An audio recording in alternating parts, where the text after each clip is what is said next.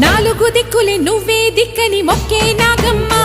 నీ బంగారు కాంతుల చల్లని పడగల దీవెనలి అమ్మ అమ్మా నాలుగు దిక్కులే నువ్వే దిక్కని మొక్కే నాగమ్మ నీ బంగారు కాంతుల చల్లని పడగల దీవెనలి అమ్మ నమ్మిన వారికి నాగుల జాతికి అమ్మవు నీవమ్మ పసుపు కుంకుమ పడతుల కొసగే దేవత నీవమ్మ